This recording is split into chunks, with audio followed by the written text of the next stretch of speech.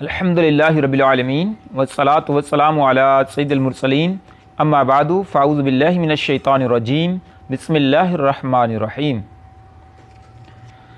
فتلقى آدم من ربہ کلمات فتاب علیہ انہ هو التواب الرحیم صدق اللہ العظیم۔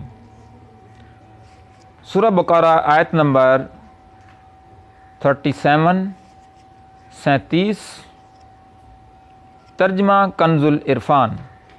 پھر آدم نے اپنے رب سے کچھ کلمات سیکھ لیے تو اللہ نے اس کی توبہ قبول کی، بے شک وہی بہت توبہ قبول کرنے والا بڑا مہربان ہے۔ آیت مقدسہ کی تفسیر فتلقى آدم من ربہ کلمات۔ پھر آدم نے اپنے رب سے کچھ کلمات سیکھ لیے۔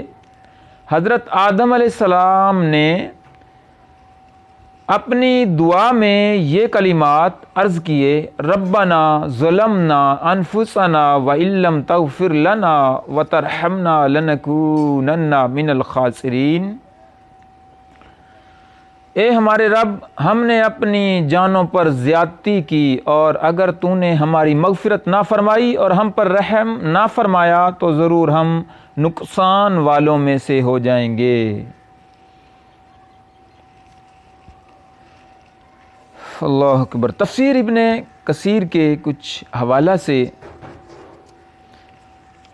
وضاحت۔ حضرت سفیان ثوری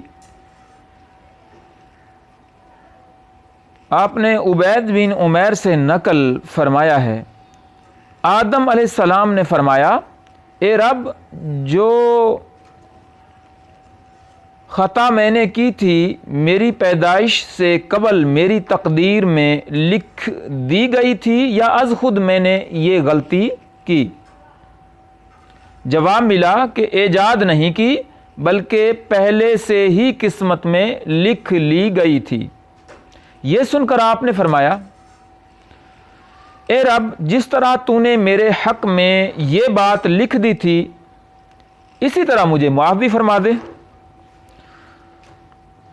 اور کلمات سے مراد یہی ہے، یہ تفسیر ابن کثیر میں کچھ وضاحت ہے۔ اور اسی طرح صدی حضرت ابن عباس رضی اللہ تعالی عنہما سے مروی ہے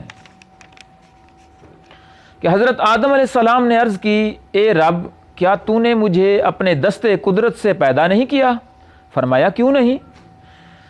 عرض کی: کیا تو نے مجھ میں اپنی روح نہیں پھونکی؟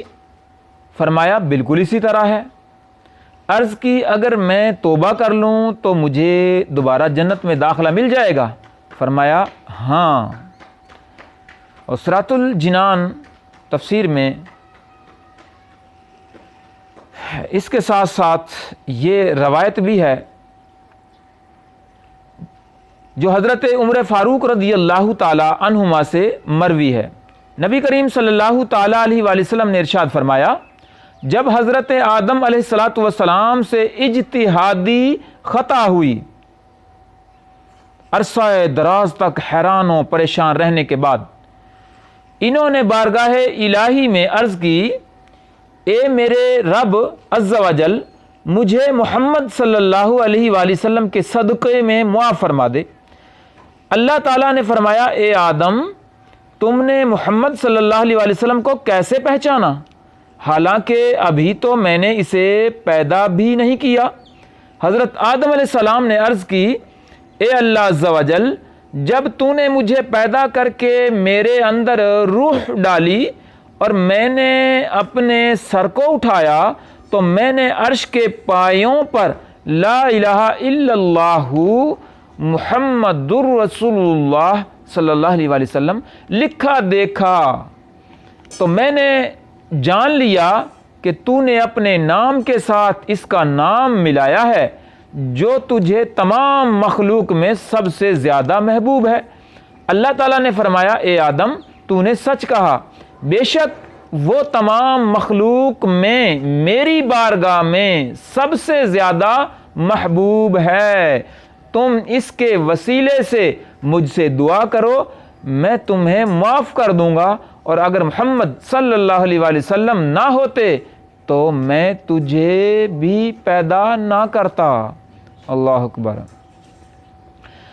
تو اس روایت سے یہ بھی ثابت ہوا کہ مقبولان بارگاہ کے وسیلہ سے بحق فلاں اور بجاہ فلاں کے الفاظ سے دعا مانگنا جائز اور حضرت آدم علیہ السلام کی سنت ہے۔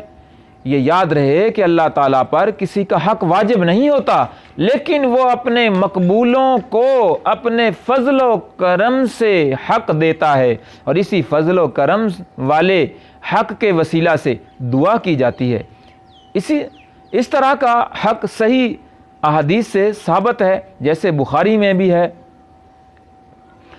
کہ جس کا ترجمہ کچھ اس طرح کہ جو اللہ اور اس کے رسول پر ایمان رکھے اور نماز قائم کرے اور رمضان کے روزے رکھے تو اللہ عز و جل پر حق ہے کہ اسے جنت میں داخل کرے۔ سبحان اللہ۔